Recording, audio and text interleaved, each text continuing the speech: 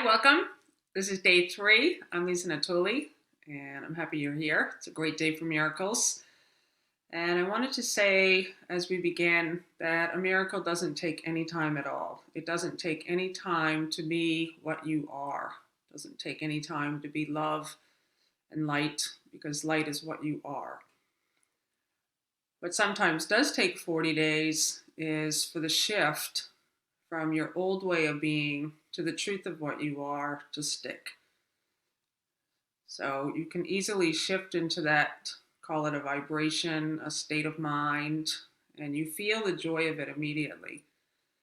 And what often happens is most people can't stay there. They slide back into old ways because the old ways are so rooted in habitual patterns that we just naturally slide back there. So this 40 days is a time where you're holding yourself consistently in this new place. And it can feel uncomfortable, but you can do it though. I mean, you can see that it's possible. And today's topic is vigilance. And Course in Miracles talks about this topic. And I would like to also share a great story by a woman named Anita Murjani. And I want to tie this in with vigilance because she mentioned this one little thing in a video that I watched, and I never heard her say it again. And I feel that it's the most important thing that she's ever described. And yet I don't hear her talking about it very much. But just a little bit of background on her. She's an incredible, amazing, beautiful teacher. And she was just this woman. I don't believe she was on a spiritual path. And she developed cancer. And it got so bad that her body was filled with tumors. She got to the point where she could no longer walk. And, she just was sick. She was just a sick person. And what happened is she had a death experience. She left the body. She was rushed to the hospital and she died, according to what the world calls death. She had the flat line. And she literally went into the light, and she saw that all is one. She saw that there's only love, that everything's connected, there's no sickness. So her body was still there in the hospital on the table, and she saw that she's not the body. She was free. She was totally free. She felt safe, and it was just this amazing feeling of peace. And she didn't want to come back. I mean, once you have an experience like that, you don't want to come back here. And her father showed up and he said, "We want you to go back. Please go back and tell people what you've learned." And she didn't want to at first. And then she said yes. And she landed back in her body and it was completely healed. And there was no more tumors, no more sickness. And I love that. I love that story. And what she described in this talk that I listened to was that every day that she was here, back in the body, back in the world, she started to lose that memory. So she is someone who had a full-blown experience of seeing physically the true world. She saw what the quantum scientists are proving is true, that there's only light, that all is one, there's only love. There's no attack or sickness or grievances, there's no heaven or hell. This world is what hell is. And then she had a physical experience of spontaneous healing, and she still fell into doubt. And she said that as she was here, she started to pick up those old habits of fear again. So she knew. And people were starting to attack her. So she had posted her story, her near-death experience story, on a near-death experience website, and people were beginning to attack her, and she couldn't deal with it. She said, "I don't want to do this."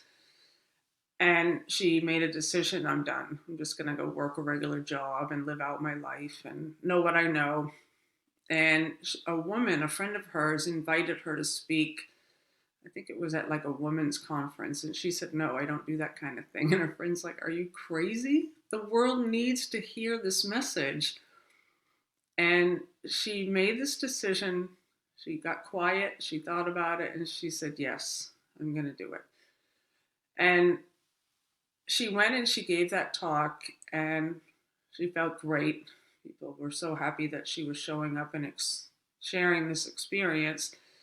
And when she woke up the next morning, there was an email from Wayne Dyer saying, I want to bring you to Hay House and I want to help you get your message to the world.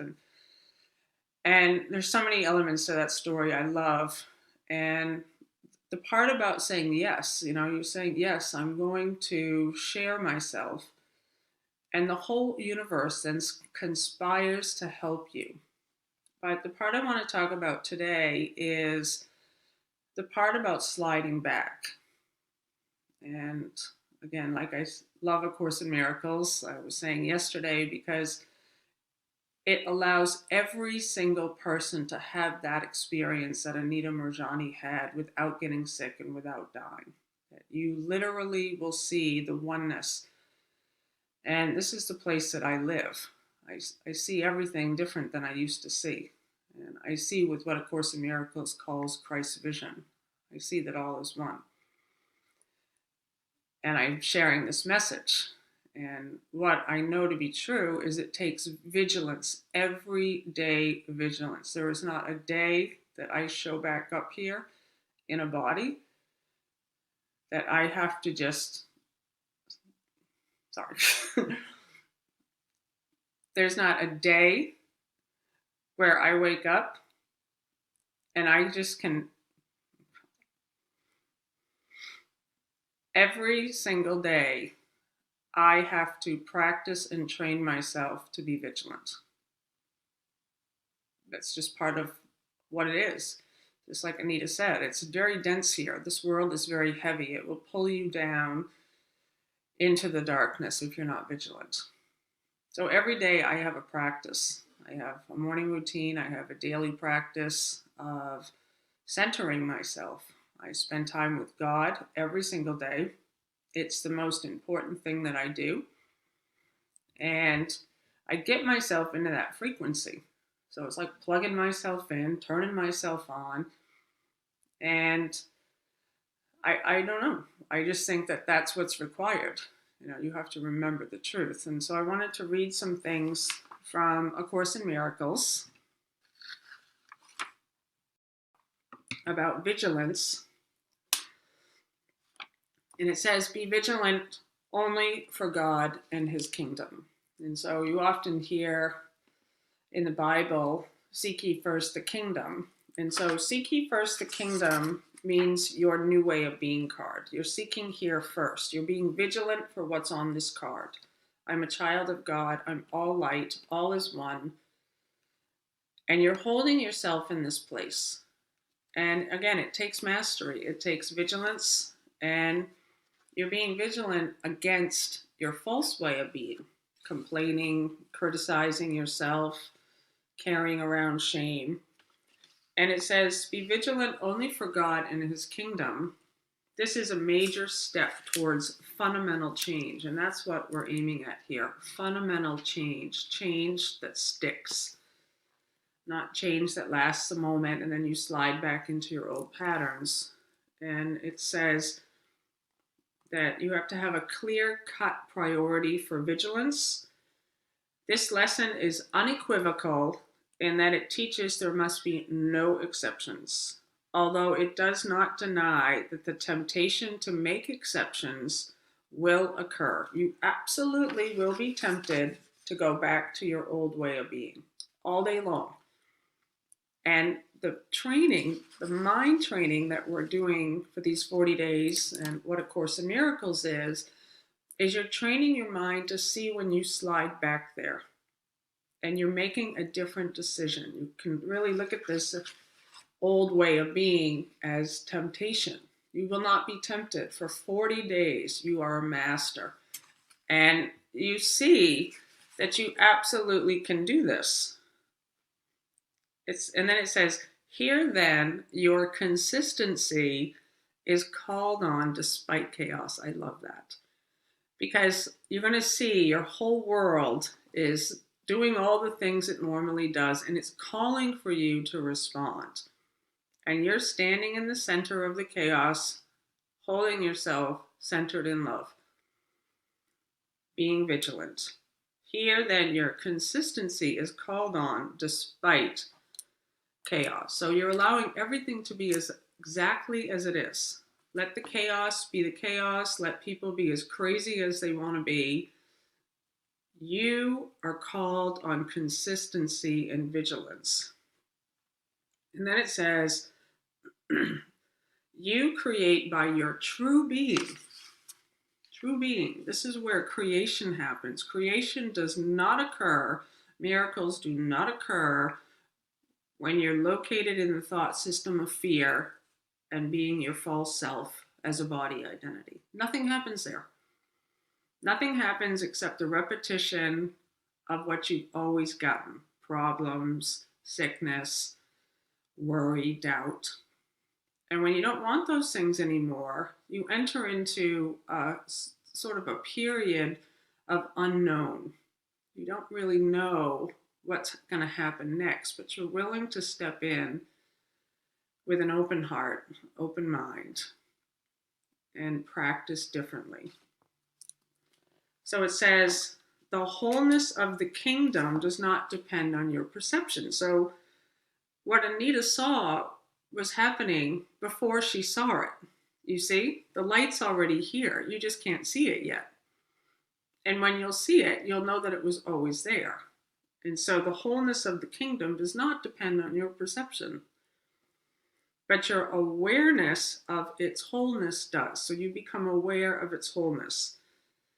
It is only your awareness that needs protection, since being cannot be assailed. Your true being cannot be assailed. You are pure light.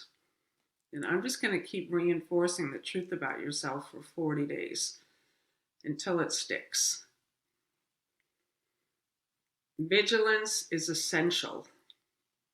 Doubts about being must not enter your mind, or you cannot know what you are with certainty. So in the beginning, you're not certain that you're all light. And that's okay. You're just allowing yourself to have faith, say maybe that's true. And more you'll see that it is true.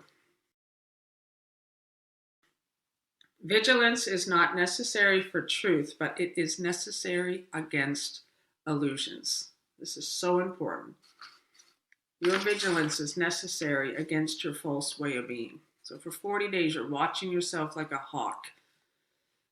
And you're being vigilant to catch yourself when you're doing any of these things on your card. Striving, planning to make things happen, being in doubt around money, all the sayings that you have. I'm so busy. It's hard. Things are hard. Being vigilant. I'm catching myself when I'm having these beliefs. Your vigilance against sickness is the only way to heal it. Once your mind is healed, it radiates health and thereby teaches healing. This establishes you as a teacher who teaches like me. And the like me is Jesus, the same mind that was in that man that walked this earth 2,000 years ago. Jesus is the author of this book. And he was able to reach through a woman named Helen Schuckman in the 1960s into the 70s, and he communicated through her this message. And so it's brilliant. It's a brilliant document that we're able to read these words here, that Jesus is here telling us what we want to know, we want to hear. Once your mind is healed, it radiates health and thereby teaches healing. This establishes you as a teacher who teaches like me. Vigilance was required of me as much as of you, and those who choose to teach the same thing must be in agreement about what they believe. So vigilance. So today, all I ask for you to do is really just look at how long you can stay in that place. And today I want you to look at this third part of your commitment letter. I commit to 30 minutes a day minimum of focused, quiet time with no distractions for listening, journaling, prayer, and meditation. And what I ask you to do during that time is stay consistently in the light. Just stay in that place consistently. Hold yourself there in rest and relaxation, not trying to accomplish anything, but just allowing yourself to spend time with God, spend time in the thought system of love, and make a daily practice of it. So we're getting down to this third one here, which we made a commitment to. This is a daily practice. I call it spending time with God. You can call it spending time with love, spending time in joy, whatever you want to call it. But you're staying in that frequency for 30 minutes minimum with no distractions. And at first, you probably will feel resistance about this. You don't have to know how to do it. And I just want you to see for yourself just what it's like just like Anita. She spent time in the light. She went beyond the body, left her body on the table. So that's what you're doing in these 30 minutes. You're leaving your body on the table. You're going beyond the body into the mind that is yourself in the light where you know all is one. You might have to pretend at first. You might have to think, okay, I feel like I'm pretending. I don't see anything. That's okay. But what will happen is when you come back, you see that the body is different. It's healed. It's completely healed. It requires vigilance against illusions. It does not require vigilance to be what you are. I love you, I honor you, and thank you.